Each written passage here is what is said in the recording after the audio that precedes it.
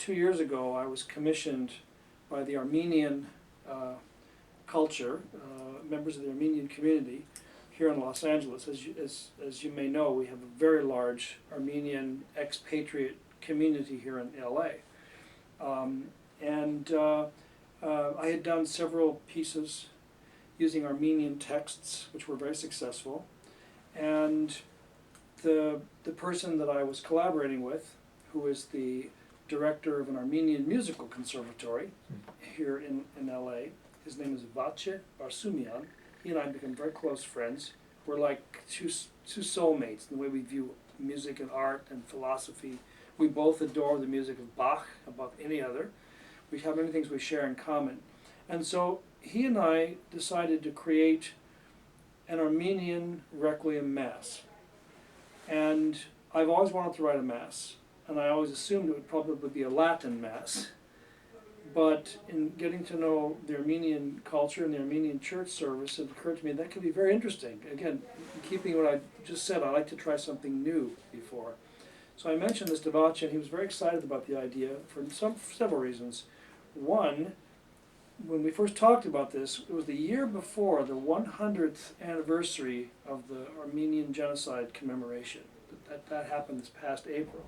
And so Vache was thinking this would be amazing if we write this new Armenian Requiem that could actually be premiered on April 22nd or 23rd, around the time that every year the Armenians celebrate.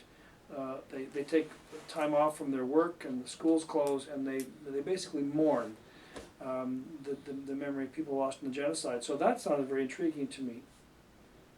And more importantly, no one's ever done this before.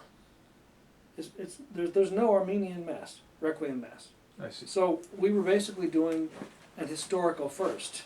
That intrigued me very much. So Vache created a beautiful text in 15 sections, and I created this piece called Armenian Requiem. It's almost 2 hours long.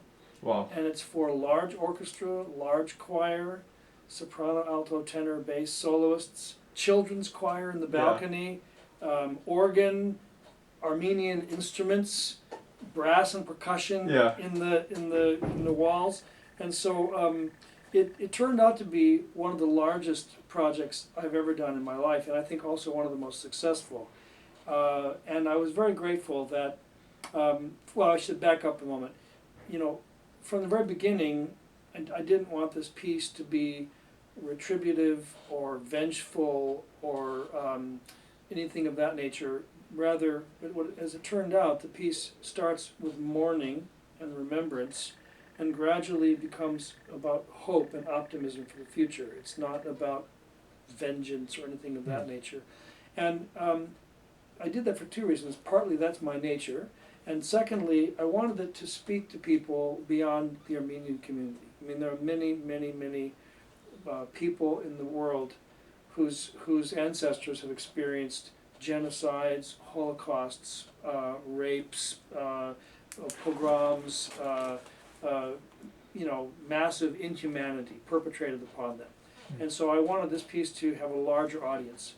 And it seemed to be successful in that way. You know, when the piece was premiered, for example, there were many Chinese in the audience, many Jews in the audience, and members of other ethnic communities whose ancestors have experienced atrocities on this massive level. So I think it really resonated with many, many people. And now I'm in the process, the piece is finished, it's now published. Now I'm in the process of working to prepare additional performances, get it on a professionally recorded and on for international CD release. So that's I've transitioned away from composing. Now I'm into the business and production side of things. But that's the biggest recent project that I've done. Okay.